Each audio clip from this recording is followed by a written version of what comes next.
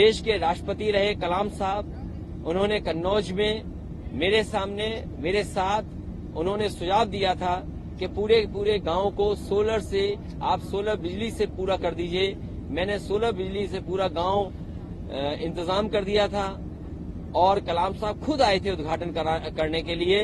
वो आज भी उस तरह के गांव बहुत सारे बनकर के तैयार हो गए थे।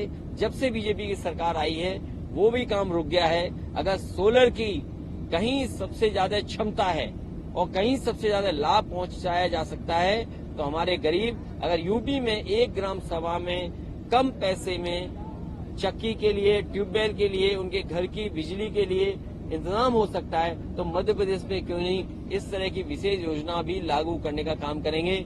जो आपके सबसे बड़े प्लांट की बिजली बन रही है वो मध्य प्रदेश के गरीब को नहीं मिल रही, जाने किसको मिल रही होगी। उसको ले जाने के लिए, वहां तक पहुंचाने के लिए न जाने किस बीजेपी के नेता को मुनाफा मिल रहा होगा। कितनी सीटों को? लेकिन मैं ये कह सकता हूं और आप पत्रकार साथी जानते होंगे वो समय, जिस समय कांग्रेस पार्टी को अपना बहुमत सिद्ध करना था, गवर्नर के यहाँ गिनती बतानी थी, सबसे पहले अगर किसी दल को ढूंढा गया था तो वो समाजवादी पार्टी थी। और मुझे याद है उस समय के मुख्यमंत्री जी ने मुझसे समर्थन के लिए मांग की थी।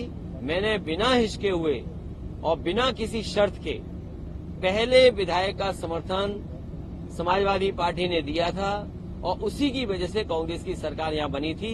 उसके बाद बहुजन समाज पार्टी ने समर्थन दिया। ये इसलिए लड़ रहे हैं कि जनता को धोखा देंगे कि इतने हमारे मुख्यमंत्री हैं, इनमें से चुन लो, इन मुख्यमंत्री बनाए जाएंगे। इंडिया गठबंधन क्या? अगला कदम यह है कि जाति जनगणना पे जनता को जोड़ा जाए, जाति जनगणना जनता को समझाया जाए। और खुशी इस बात की है कि चमत्कार हो गया इधर, कांग्रेस पार्टी भी जाति जनगणना के पक्ष में आ गई। जिसने कभी लोकसभा में जाति जनगणना के खिलाफ खड़े हो गए थे, मुझे याद है वो समय में लोकसभा में था, नेताजी शरद यादव जी, आदरणीय लालू प्रसाद यादव जी और दक्षिण के सभी नेताओं ने मांग की थी कि जो सेंसस हो रहा है वो जाति के आधार पर हो, लेकिन उसने कांग्रेस से स्वीकार नहीं किया था।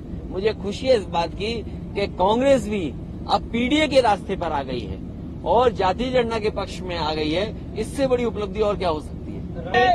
विधानसभा चुनाव में लेकिन उत्तराखंड में आपको आरोप लग रहा है कि वहां पर आप कांग्रेस के साथ नहीं थे, इसलिए सीट हारी। देखिए, उत्तर प्रदेश में जिस समय बाई इलेक्शन हुआ, जितने भी भारतीय जनता पार्टी के खिलाफ दल हैं और जो हमारे सहयोगी दल हैं, मैंने उनसे सबसे चिट्ठी लिख करके समर्थन मांगा था। लेकिन उत्तराखंड में हो सकता है कांग्रेस को ये लगता हो कि बिना समर्थन के ही हम जीत जाएंगे। उन्होंने किसी समाजवादी को नहीं पूछा और उसका परिणाम क्या हुआ। अगर समर्थन मांगा होता तो समाजवादियों ने समर्थन दिया होता, क्योंकि समाजवादी पार्टी वो दल है जो इंडिया को मजबूत करना चाहता है, इंडिया गठबंधन को मजबूत करना चाहता है। उत्तर प्रदेश में समाजवादी पार्टी बीजेपी को रोकेगी तो दिल्ली में बीजेपी रोकेगी। आज सबसे ज्यादा घबराहट बीजेपी को किसी से है तो समाजवादियों से है।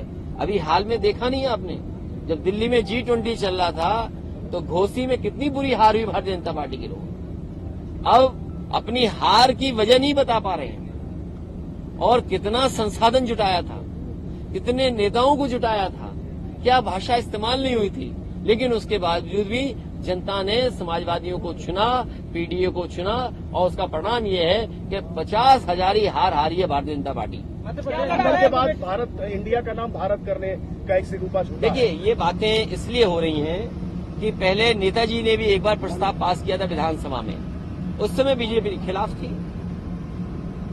जब नेताजी ने विधानसभा में ये प्रस्ताव रखा था उन परिस्थितियों के हिसाब से कि इंडिया का नाम भारत कर दिया जाए, उस समय बीजेपी ने खिलाफ थे, बीजेपी के लोग वॉकआउट कर रहे थे हाउस में। आज इन्हें भारत क्यों याद आ गया?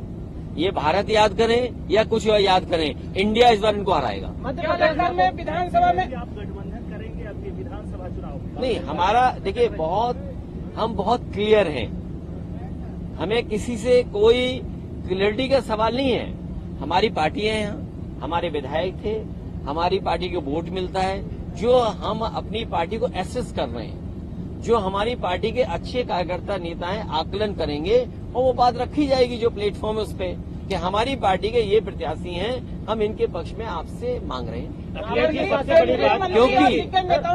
क्योंकि आपको वहाँ भी कुछ मांगना है। अब ये बात अलग है, कोई बड़ी साजिश हो रही हो तो बड़ी बात है। रावण के एक उपासक है, उनकी बेटी को भाजपा ने टिकट दिया। मतलब देखिए, बीजेपी कुछ भी कर सकती है। बीजेपी को ये बताना चाहिए आपको और सवाल पूछना चाहिए बीजेपी से। दिल्ली में नए लोकसभा में एक नया बिल लेकर के आए, महिलाओं को आरक्षण देने के लिए, सीटों का आरक्षण मिलेगा उनको, और नाम भी बड़ा अच्छा रखा उन्होंने। मैं ये जानना चाहता हूं, जो अभी सूची जारी हुई है भारतीय जनता पार्टी। नमस्कार, मैं हूं मानक गुप्ता। अगर आपको हमारा ये वीडियो पसंद आया हो तो इसे लाइक और शेयर जरूर करें, और हां, हमें सब्सक्राइब और फॉलो करना ना भूलें ताकि आप देश और दुनिया की कोई खबर मिस ना करें। तो जुड़े रहिए हमारे साथ और देखते रहिए न्यूज़ 24।